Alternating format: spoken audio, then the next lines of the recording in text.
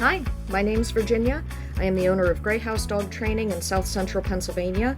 I do a lot of digging in the dog training advice area, in Reddit, in Facebook groups, and I figure instead of just doing comments to people, why don't I just share my advice here and see if it benefits anybody. So, we're going to start with a question from Mackenzie. If I figure out editing, I'll put like a screenshot of it down here. Mackenzie writes, if you had a puppy that ate and swallowed everything they found around the house, what age did that stop, and when did you feel like they could finally be in a room without you and another adult? My puppy is 6 months old and has never been out of our sight because I worry she will eat everything. We've had issues with her eating non-food items in the past, and I just don't know if it's normal, and I still don't let her have any freedom on her own. Now, she has a beautiful picture of her sweet puppy with a flat collar on, chilling out. Really beautiful picture. We have a few other people's inputs here that I'd like to share. One comment on the post is, this is a non-issue. When you got a puppy, everything comes up off the floor. Everything comes off where the puppy's head can reach. You can train the puppy boundaries with off and no getting up on tables, now getting up on countertops, no getting up on anything without permission. You have nothing on the floor, no shoes, no glasses, no remotes, no plastic, no items, nothing. That is your job. Somebody else posted, sounds like you should enlist some professional help to make sure you don't have a pica situation. Somebody else said, dog proofing is your friend. I have baby gates up in my kitchen. All the food is up there. I also have a baby gate by my front door. Not bad advice. It is true. It can be a non-issue if you puppy proof your house, right? No different than if you have a baby, the baby starts crawling, the baby starts walking, you're going to have to baby proof some stuff. You're going to have to put locks on cabinet doors and things like that. There's a line between managing and training, right? I emphasize this a lot with all of my clients. It is important to understand the distinction between managing around your puppy's lack of understanding, which is very appropriate at certain ages, but at some point you have to train the dog to understand the boundary and to know better. And your dog can learn that. Even an older dog who's used to, like, if you have puppy proofed your house for your dog for 5 years and you have a 5-year-old dog who has no idea how to control themselves and no idea about following boundaries that are not physical, you can still teach your dog to understand boundaries. It's just going to be a little bit more complicated with an older dog. Partially because that older dog's lack of impulse control, lack of understanding and respecting boundaries is also going to partially be a reflection of that dog's relationship with you as its owner. And that's not a personal thing. It's just, if your dog isn't used to you setting boundaries and the dog having to respect those boundaries, you all of a sudden setting boundaries and your dog going, you don't make boundaries in my life. That's not the way our dynamic works. That's going to cause some growing pains. That's going to cause some other areas of training needing to be initiated in order to help your dog learn the symptom, fix the symptom that you're worried about, which is your dog eating things it shouldn't be eating. I am going to read you verbatim the comment I left for this person. This doesn't go over all of my advice. I want to read through this and then add some other tidbits. I said, trainer here. It's a combination of puppy proofing to manage around your puppy's lack of impulse control and restricting freedom with a leash until the impulse control is being demonstrated by the pup. And I'll get into a little more detail of that later. Crate when neither of those options are available at the given moment. Parentheses as examples, overnight, and I'm interjecting a caveat here, it depends on your dog. If your puppy is good at sleeping through the night, you may not need a crate overnight. They just might be too tired to get into trouble overnight, that's fine. You don't have to crate overnight, but it is a good option. When no one's home, I'm big and adamant about crating when no one's home. Again, no judgment if you don't. I am worst case scenario lady. I want my dogs contained when I'm not home, partially to ensure that because they're animals, they don't have a lapse in judgment. That could get them sick, could get them hurt, could have them pass while I'm not available to help them, just in case. I just don't leave those things up to chance. I also want my dogs contained in case something happens to my home. If there's a fire and no one's home, I have a sticker on my window. 2 dogs crated straight back from the front door. So crating when no one's home, going back to reading my comment, when you need a break from the leash. And I'll get into more detail of that in a minute.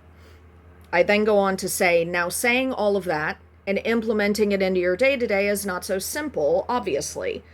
I use what I call my 3P cycle to add context and structure for my clients' lives, to create a good balance. The 3 Ps of this cycle are pause time, which is crate time, naps, overnight sleeping. Then practice time, which is mental training exercise. This is obedience. This is teaching unspoken boundaries. This is doing socialization work. This is building impulse control. This is building self-control. It's also building, I didn't include this in my comment, but it's also building an off switch so that if you're not entertaining the dog doesn't pine for entertainment to the point where they're grabbing things that they know will get a rise out of you, which is sometimes where these kinds of behaviors can come from. And then going back to my comment, the 3rd P is playtime, which is physical exercise, offering toys, giving chew bones, going for a walk. These different time frames go in order: pause, practice, play, and then back to pause time.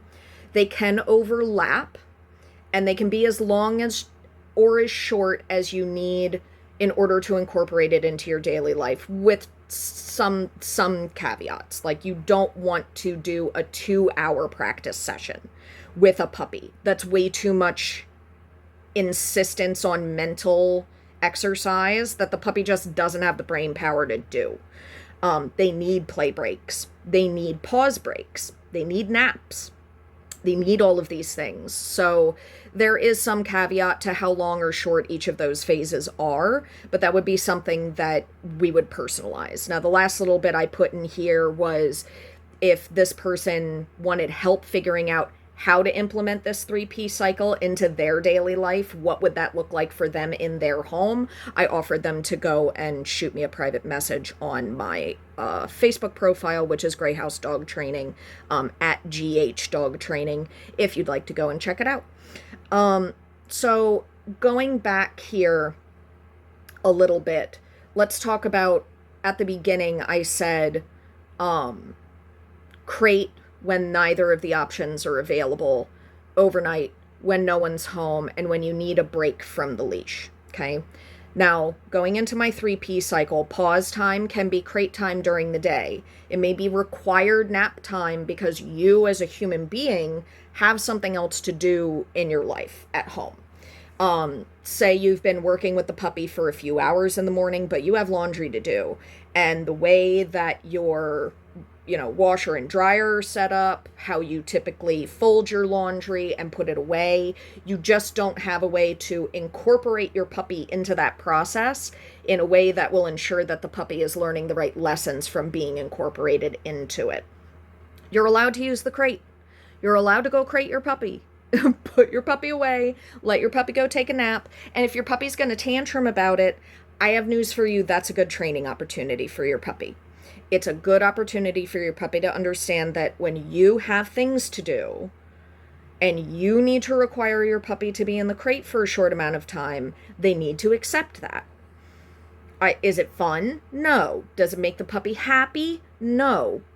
But we live in a human society that requires things of us that we don't enjoy doing. And your dog has to learn those same kinds of boundaries. And again, impulse control, understanding that they can't be entertained 24/7. So if your puppy isn't in the crate, my tendency is to have my puppy on a 6-foot leash. My own puppy, who is napping over here, I'm not going to move, I have a precarious setup here, so I'm not going to move my camera, and I'm not going to disturb his nap. But when I brought my puppy home, he was 3 months old. He spent from 2 months to 3 months at his co-owner's home, living on a farm, doing farm life stuff, living with other puppies, living with cats, living with livestock. And then he came to my home, and I don't have that opportunity for him. I have to set up those opportunities to take him and expose him to those things. At my home, he has to live a house pet life, not a farm pet life. So I needed to make sure that he learned good impulse control, and he is a purebred herding dog. So that can be difficult for a puppy like this. What I did from 3 months until about 8 months old, if he was not in his crate, he was on a 6-foot leash, and the 6-foot leash was either attached to me or attached to an anchor point where I knew he couldn't make mistakes within the radius of where he was anchored to without learning that that was a mistake. Okay? If he gets away with making behavioral mistakes, I'm not going to be mad. I'm not going to lose my temper. But he has now taught himself that he can do that thing. And the next time he gets the chance to do it, if he gets away with it again, now he doesn't understand it's a mistake because no negative consequences coming with it. And he's getting away with doing it, which turns it into a self-fulfilling prophecy of enjoyment for him. So if I have him anchored, I can ensure that he is not within range of making a mistake. And if I want to teach him what a mistake looks like, I can then make the leash connected to me, and within the radius of where I'm holding him, give him exposure to a thing that I don't want him engaging with unless I tell him he can engage with it. So, for instance, a shoe. If he is very chewy, again, I'm going to puppy-proof around my home a bit, make sure that the things that he may try to put his teeth on are not accessible when he's on that 6-foot leash attached to me. And then I'm going to take him to where those things are, and I'm going to give him the opportunity to investigate those things. But the moment he goes to put his mouth on that thing, I can let him know that's a mistake. Whether I just gently pull him away with the leash or whether I give him a little tap with the leash to say, hey, shoes bite back. Don't bite shoes, because shoes give you a little tick back and it's not enjoyable to you. Every single puppy you work with is completely different. There are certain puppies with certain personalities that if they go to put their mouth on a shoe and you go, and they go, huh? Good boy, come here, come have a treat, come to me, instead of engaging with that shoe, that puppy goes, oh, no shoes. And they just stop engaging with the shoe. If they see a shoe, they go to engage with you instead of engaging with the shoe. There are other dogs that if you're that nice about it, I'd say nice, if you just distract them from making the mistake, they think they have to go engage with the shoe in order for you to distract them and take them away from it. Which means the dog is you're accidentally teaching the dog to go for the shoe, right? Instead of teaching the dog, don't go for the shoe.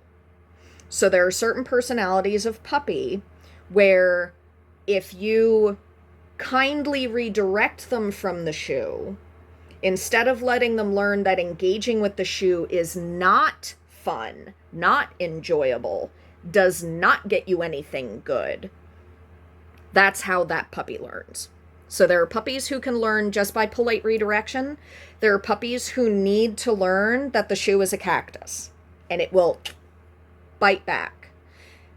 There are puppies, there's a whole range of which puppy is going to process that properly.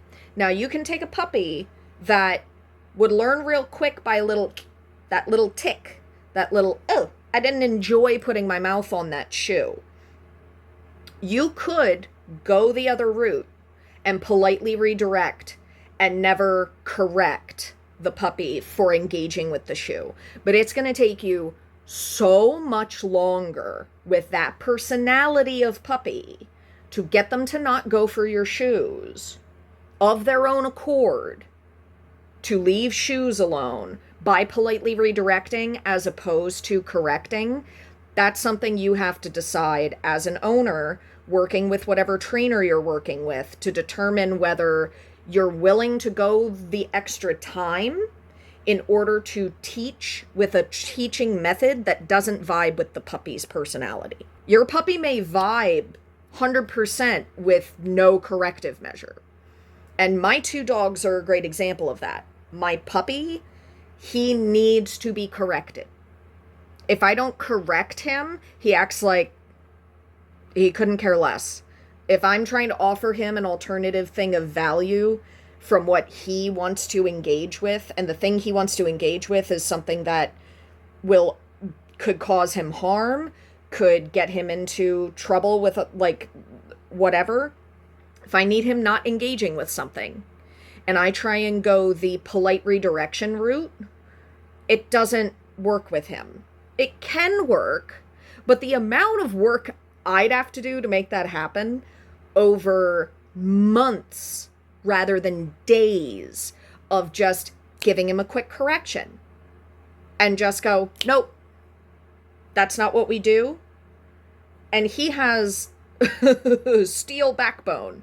So if I give him a correction, he's not offended. He's not concerned. He's not scared. He just goes, oh, okay, got you, Mom. Thank you for letting me know that I'm not supposed to do that. Done. Not doing it anymore.